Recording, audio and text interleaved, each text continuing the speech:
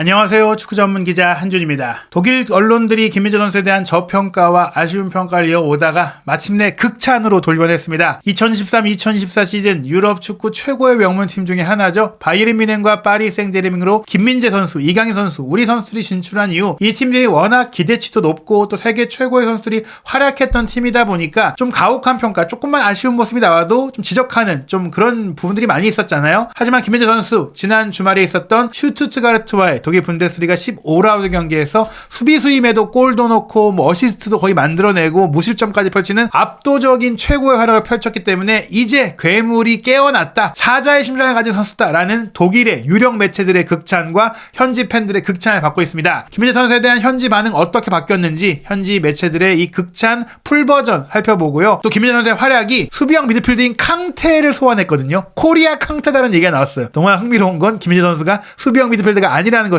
어떻게 이런 얘기들까지 나온 것인지 총정리해드리도록 하겠습니다. 우선 2023-2024 시즌 독일 분데스리가 15라운드 주간 최고의 선수로 김민재 선수가 선정이 되고 있습니다. 바이에른과 슈투트가르트의 경기 후 평점 저희가 이미 소개해드린 바 있는데요. 독일 키커지에서 평점 1점 줬죠. 독일의 매체들은 1점을 최고의 선수에게 주고 6점이 가장 못한 선수에게 주는 평점이에요. 1점부터 6점까지고 3점이 보통이었다, 2점 잘했다, 1점 아주 잘했다, 4점, 5점은 못했다라는 평가인데 김민재 선수가 한 골을 넣었지만 멀티골을 기록한 케인의 1.5점보다 높은 유일한 1점으로 최고의 선수였고요. 빌트지 같은 경우도 사실 김민재 선수가 무실점 수비를 하고 흠잡을 데 없는 경기를 해도 3점밖에 안 줬었어요. 뭐지? 약간 이런 느낌이었는데 이 경기만큼은 김민재 선수에게 평점 1점의 최고 점수를 주면서 모든 경험에서 승리했다, 동료들의 공간까지 다 휩쓸면서 커버했다, 거기에 골이라는 보상까지 얻었다라면서 오랜만에 정말 아낌없이 칭찬을 했습니다. 이러한 가운데 거의 모든 매체들이 선정한 분데스리가 15라운드 주간 베스트 11에 김민재 선수의 이름이 올랐고 또 주간 베스트 선수로까지도 선정이 됐는데요. 키커지가 선정한 15라운드 주간 베스트 11에 김민재 선수가 라이프치히 수비수 시마칸과 함께 이름을 올렸죠. 그리고 뮌헨 선수 중에 김민재 선수와 파블로비치가 2명만 이름을 올렸어요. 케인이 2골을 넣었지만 그 골의 지분이 또 김민재 선수에게 있다라는 것들을 보여주는 부분이고, 또 파블로비치가 이날 수비형 미드필더로 뛰면서 김민재 선수에게 많은 도움이 됐어요. 이번 슈투트가르트와의 가장 큰 차이점이 파블로비치와 게헤이루가 중앙 미드필더로 뛰면서 키미히와 고레츠카가 아닌 다른 조합으로 뛰니까 김민재 선수의 수비 부담도 덜어지고 김민재 선수가 연계도 잘 되고, 고레츠카와 키미히가 좋은 선수인 건 맞는데 수비 커버가 좀 아쉬웠던 부분들이 있고 공격적으로 좀 이제 강조되는 선수들이잖아요. 물론 이 선수들과 함께도 좋은 조합을 만들 수 있겠지만 김민재 선수의 수비 부담이 지금까지 너무 전술적으로 파트너적인 문제로 컸다는 게 이번 경기에 드러난 게 아닌가 싶습니다. 통계매체 후스코드닷컴의 팀 오브 더 위크에서 김민재 선수가 역시 이름을 올렸는데요. 뮌헨 선수들 중에서는 김민재, 데이비스, 케인이 선정이 됐는데 김민재 선수의 평점이 8.82점이잖아요. 가장 높은 평점입니다. 김민재 선수 다음으로 높은 평점이 케인의 8.51점, 메넨그라드바흐의 라이츠가 8.46점, 하이덴하임의 김버도 8.49점 등이었는데 역시나 김민재 선수만이 이렇게 9점에 가까운 완벽한 평가를 받았고요. 소파스코어의 팀 오브 더 위크에서도 8.3점인 김민재 선수 당연히 이름을 올렸고, 폰몹에서도 김민재 선수가 8.6점으로 이름을 올렸습니다. 이 두 매체에서는 김민재 선수가 주간 최고 평점은 아니었지만 그래도 수비수 중에서는 압도적으로 높은 최고의 평점이었다 보시면 될 것 같고요. 무엇보다 독일 키커지에서 김민재 선수에 대한 찬사의 또 컬럼을 내놓았어요. 여기에는 게헤이루가 마침내 돌아왔다라는 부분도 함께 소개하면서 미드필더로서 중용될 게헤이루의 역할이 어떻게 보면 김민재 선수에게도 도움이 된다는 걸 알 수가 있는 내용입니다. 이 보도 내용을 살펴보겠습니다. 김민재가 표준을 세웠고 게헤이루가 마침내 도착했습니다. 김민재 선수가 자신의 하나의 기준을 만들었다는 얘기인데요. 한 명은 지난 여름 괴물로 떠올랐던 선수이고 다른 한 명은 잦은 부상으로 고생했던 선수입니다. 지난 여름에 나란히 합류한 김민재와 게헤이루가 최고의 경기력을 펼쳤다라고 소개했고, 이게 앞으로 바이에른 뮌헨을 기대할 수 있는 요인이라고 보도한 것인데요. 김민재와 게헤이루가 슈투트가르트전 3대0 승리 과정에서 자신이 바이에른 뮌헨에서 얼마나 가치 있는 선수인지를 증명했습니다 라고 소개했습니다. 나폴리에서 5천만 유로에 이적한 한국인 선수 김민재는 일관성을 유지해야 합니다 라고 했는데요. 지금까지 일관성이 없었다는 얘기죠. 꾸준하지 못했다. 특히 프랑크푸르트전 5대1로 질 때는 김민재 선수의 플레이에도 아쉬운 면들이 있었어요. 하지만 슈투트가르트전에는 세계 최고 수준의 경기력을 보여줬다, 월드 클래스 경기력을 보여줬다, 벨트 클래스라고 표현을 했죠. 그러면서 키커가 최고 점수 쉽게 안 줘요. 키커에서 1점 잘 안 주거든요.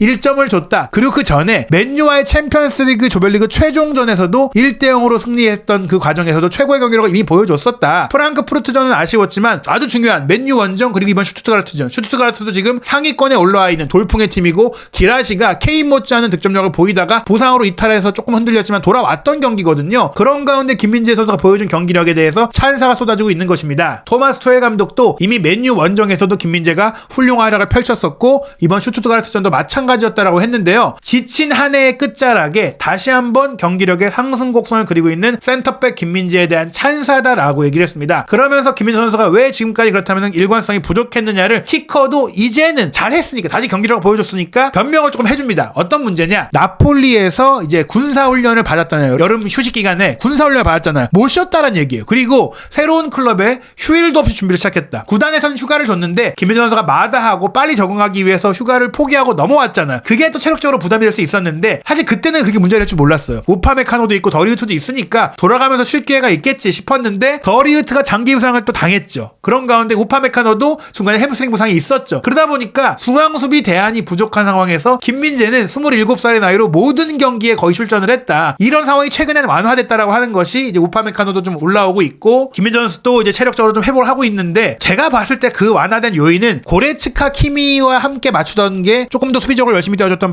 파블로비치라든지 또 많이 부지런히 뛰어줬던 게헤이루가 앞에서 김민재 선수를 또 커버해주는 모습들이 있으니까 김민재 선수 좀 힘이 난 거예요. 결국에는 이런 일정의 문제, 센터백의 부상 문제, 뎁스 문제도 있었겠지만 고레츠카와 키미가 김민재 선수를 좀 더 힘들게 했다. 김민재가 좀 더 많이 수비적으로 뛰도록 했다라고도 볼 수 있는 것 같습니다. 어찌됐거나 김민재 선수는 공수 양면에 걸쳐서 슈투트가르트와의 경기에 완벽했다. 거의 모든 경험에서 승리를 했고 2대0의 케인의 골도 사실상 시발점 역할을 했는데 어시스트나 마찬가지였죠. 김민재 선수의 머리를 맞고 상대 수비를 맞고 들어갔는데 이게 이제 최종적으로 다시 이제 분데스리가 공식 홈페이지도 어시스트가 아니다라고 이제 취소를 했는데 거의 어시스트와 마찬가지였고 3대0이 된 골을 직접 넣었죠. 수비수로서 이 정도의 경기력 뭐 최고라고 할 수 있어요. 무실점에 뭐 어시스트에 뭐 골에 이보다 더 잘할 수가 없잖아요. 그러면서 키커가 김민재의 이날 경기력이 그의 벤치마크, 그의 기준이 돼야 한다. 이게 이제 표준적인 플레이가 된다면 2024년에도 이런 활약이 이어진다면 바이에른은 김민재와 함께 큰 재미를 볼 수 있을 것이다. 우승한다는 얘기예요. 바이에른 뮌헨이 재미 보려면 뭐가 필요합니까? 분데스리가 우승 당연히 가져가야 되고 챔피언스리그 우승 가져가야 되겠죠. 포칼에서 이미 탈락한 가운데 이 두 대회 우승의 희망이 김민재 선수가 경기력을 기대치만큼 보여주니까 가능해졌다라는 평가가 키커에서 나온 것인데 한 가지 아쉬운 점이 김민재 선수가 아시안컵 출전으로 인해 2월까지 결상할 수 있다는 점입니다. 라고 소개를 합니다. 그리고 또 하나 주목할 부분이 바로 게헤이루의 복귀인데요. 도르트문트에서 자유계약 선수로 바이에른에 온 게헤이루가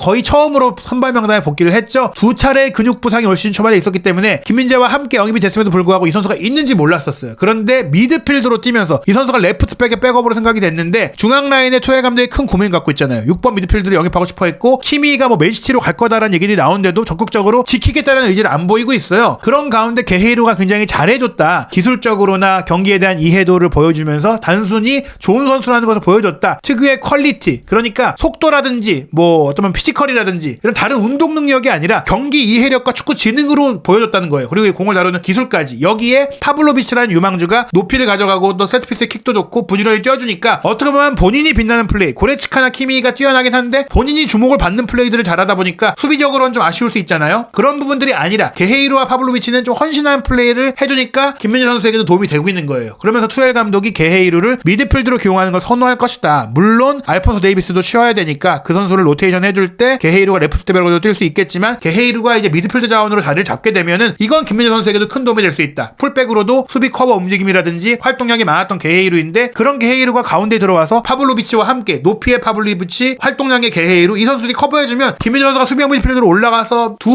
세 가지 역할을 해야 되는 부분들. 어떻게 보면 데이비스의 뒤도 커버해야 되고 자신의 수비 자리는 왼쪽 뒤도 커버해야 되고 우파메카노의 뒤도 커버해야 되고 키미 구레츠카의 뒤까지 올라가서 그 역할까지 했어야 되니까 실수가 나오고 지치고 일관성이 부족했던 것인데 이 부분들이 해소될 수 있는 동료들이 생긴 거라고 보시면 됩니다. 독일 방송사 슈퍼루츠 아인치는 조금 더 구체적으로 김민재 선수의 집중한 찬사 컬럼을 내놓았는데요. 제목 자체가 괴물이 살아나다입니다. 이 보도의 전체 내용 살펴보겠습니다. 김민재는 슈투트가르트와의 경기에 승리하면서 바이에른 뮌헨 팬들의 마음을 사로잡았습니다. 이 한국인 선수는 이제 진정한 수비의 주장으로 성장하고 있을까요? 라고 하면서 바이에른 뮌헨의 주장은 김민재 선수가 아니지만 수비 라인의 캡틴은 김민재다. 수비의 리더가 김민재다라고 얘기를 한 겁니다. 김민재 선수가 슈투트가르트와의 경기 3대0을 승리했을 때 이 한국 선수를 막을 수 있는 선수는 없었습니다. 슈투트가르트의 어떤 누구도 김민재를 이기지 못했다는 얘기죠. 그리고 최고의 활약을 했다는 얘기입니다. 김민재 선수는 파블로비치가 63분에 완벽한 코너킥을 주면서 골을 넣을 수 있었고 또 이 슈팅이 슈투트가르트의 안토니 루오를 맞고 굴절되면서 니벨이 막을 수가 없었다. 센터백 김민재가 이날 내내 펼친 완벽한 활약에 대한 보상이 된 골이 됐고 그 순간 김민재의 감정도 폭발했다고 하면서 하면서 전반전에 이미 골을 넣었지만 오프사이드로 무효가 조금 억울하게 됐을 때 아쉬움을 해소했던 완벽한 피날레였다라고 소개를 한 것입니다. 그러면서 김민재 선수에 대해서 슈퍼루츠 아인츠가 타협하지 않는 위험한 선수라고 소개했는데요. 선수생활 초기부터 괴물로 불렸던 김민재는 마지막 휘슬이 울릴 때까지 패배를 거부하며 리더이자 파이터로서 자신의 능력을 증명했다라고 소개했습니다. 즉 경기가 끝난 순간까지 집중력을 잃지 않고 일관성을 잃지 않았다는 것이죠. 27살인 김민재는 골문 앞에서 득점을 할 수 있는 퀄리티를 보여줬을 뿐 아니라 수비적으로도 결정적이었다고 했는데요. 슈투트가르트가 말씀드린 대로 올 시즌에 우승권에 올라와 있고 기라시를 앞세워서 공격력이 굉장히 강한 팀이에요. 게다가 전개력도 좋다 보니까 이날 경기 점유율을 오히려 63%로 슈투트가르트가 더 높이 가져갔거든요. 그런데 이런 점유율이 위험한 골 상황으로 연결되지 못한 것은 김민재 덕분이다. 김민재가 슈투트가르트가 박스 안으로 못 들어오게 막았다. 그러면서 코리아 캉테라는 표현이 나온 겁니다. 코리아 캉테. 캉테는 수비형 미드필드잖아요. 김민재 선수가 센터백인데 가로채기 6개를 이날 기록했다. 그 얘기는 수비형 미드필드 영역으로 올라가서 다 잘라냈다는 얘기예요. 저희가 뭐 고레츠가 키미가 있을 때 그 역할을 했어야 했다고 말했는데 이렇게 올라가서 자를 때도 부담이 덜할 정도로 나머지 선수들이 잘 도와줬다. 올라갔을 때 못 자르고 뒤가 무너지면서 실점을 했었는데 이번 경기는 그렇게 되지 않았다라고 하면서 김민재의 달려드는 수비, 나아가는 수비가 통하기 시작했다라고 얘기를 한 것이죠. 바이에른의 괴물이 깨어났을까요? 라는 이제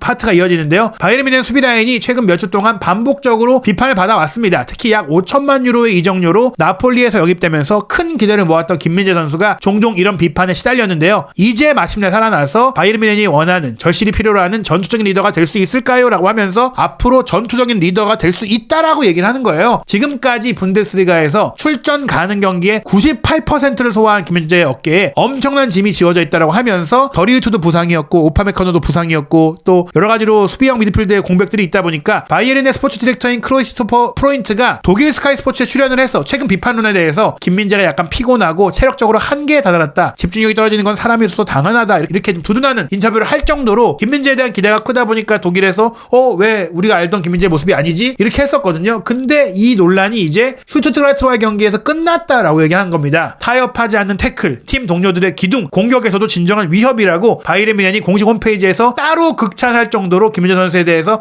완전히 공개적으로 찬사를 보내고 있고 인정을 해주고 있는 건데요. 투헤 감독도 슈투트가르트와의 경기를 마치고 공개 칭찬을 했죠. 김민재 선수에 대해서 절대적으로 톱입니다. 이미 맨유 원정에서도 아주 강력한 모습을 보여줬습니다. 어떤 수준과 잠재력을 갖고 있는지 어떤 수준의 경기를 할 수 있는지 계속 보여주고 있습니다. 오늘 김민재는 정말 강력했고요. 환상적인 반응력을 보여줬습니다. 프랑크푸르트전 이후에 매우 강하게 돌아왔습니다. 체력도 집중력도 매우 높았습니다. 우파메카노와 김민재의 활약에 기분이 좋습니다라고 공개적으로 이야기를 했습니다. 투헤 감독이 얘기한 대로 맨유전에도 이미 최고의 활약을 펼쳤어요. 태클 성공률 100%, 패스 성공률 94%, 롱볼도 50%를 정확하게 전달을 했고 리커버리 5회, 가로채기 1회, 헤더 걷어내기 1회, 그냥 걷어내기 2회 등을 기록을 했는데 이때 사실은 브루노 페르난데스의 날카로운 패스들이 호일룬에게 많이 왔는데 김민재 선수가 그 앞으로 공간을 빠르게 차지하면서 차단하는 전반 19분의 장면도 있었고요. 전반 44분에는 달롯의 스루 패스를 받아서 호일룬이 먼저 공을 확보했을 때 김민재 선수가 호일룬을 힘으로 완전히 압도하면서 공을 차단했던 장면도 있었죠. 47분 후반전에는 브루노의 스루 패스가 안토니 쪽으로 빠져나왔는데 훨씬 빠르게 김민재 선수가 데이비스의 뒤를 커버해주면서 태클로 차단을 했었고요. 호일룬이 중앙에서 계속 막히니까 본인이 이제 사이드로 도망갔어요. 52분에 호일룬이 사이드에서 기점 패스 주고 가르나초가 크로스 올린 것, 문전 위험 지역으로 안토니가 슈팅하려고 달려드는데 또 한 번 김민재 선수가 몸을 날려서 차단을 했었죠. 이러한 활약 때문에 영국의 인터넷 매체인 90미닛은 미넨과 맨유의 경기 최고 평점 김민재 선수에게 8점으로 부여하면서 맨유가 지난 여름 김민재를 영입하는데 실패하면서 놓친 게 무엇인지 보여줬다. 맨유가 김민재 영입에 실패한 대가를 치렀다라고 소개를 한 것입니다. 독일 현지 팬들의 반응도 뜨거운데요. 슈퍼루츠 아인츠에서는 한 소셜미디어의 팬이 모두가 아르바이트생처럼 플레이했던 바이에른 뮌헨에서 그를 의심한 사람들 다 나와라. 몇 마디 하고 싶다. 김민재는 사자의 심장을 가졌다고 하면서 김민재의 헌신과 열정과 투쟁심을 의심하지 말라고 이야기했고요. 이제 김민재가 바이에른 뮌헨을 사랑하는 거 없다. 마침내 바이에른에 온 것 같다. 팬들의 마음속에 오랫도록 남은 선수가 되길 바란다면서 슈투트가르트전에 보여줬던 경기력에 찬사를 보내면서 앞으로 더 잘해주길 바란다라고 이야기했습니다. 하지만 이제 앞으로 김민재 선수가 아시안컵에 참가하게 되니까 이제 곧 떠날 수 있다라는 그 우려들이 나오고 있는데요. 슈투트가르트전 분명히 뭐 운다부의 이제 돌파에 이은 슈팅을 막아냈던 슈퍼 클리어링뿐 아니라 전반 25분에 이미 파블로비치의 프리킥 크로스를 헤더로 넣었는데 VAR 이 시스템이 작동을 안 해가지고 이 골이 애매하게 무효가 됐었어요. 확인을 못한다고 취소시켜버린 거죠. 그리고 전반 추가 시간에는 토마스 밀러의 골을 끌어냈던 차단과 동시에 패스를 보내는 특유의 플레이가 나왔는데 오프사이드로 인해 무효가 됐었죠. 하지만 55분에 케인의 헤더골을 헤더로 사실상 도왔고 63분에 또 좋은 헤더 슈팅으로 골을 넣으면서 최고의 활약을 펼쳤습니다. 김민재 선수 아시안컵에 가기 전 마지막으로 치를 경기가 바이에른 뮌헨의 독일 분데스리가 전반기 마지막 경기입니다. 12월 21일 목요일 새벽 4시 30분 볼프스부르크와의 경기에서 또 어떤 활약을 펼쳐 보일지, 또 16강전 챔피언스리그 일정도 확정이 됐는데요. 한국 시간으로 2월 15일 새벽 5시에 라치오 원정, 그리고 3월 6일 새벽 5시에 라치오와 16강 2차전 치르게 됩니다. 세리에 A 무대를 정복했던 김민재 선수가 오랜만에 또 이탈리아를 방문할 수 있는 드라마가 펼쳐질 것 같은데요. 한준TV에서 김민재 선수를 포함한 한국인 유럽파 선수들의 모든 소식들, 해외 반응들, 구독, 좋아요, 알림 설정을 통해서 시시각각 올라오는 최신 영상들 놓치지 않으시기 바랍니다.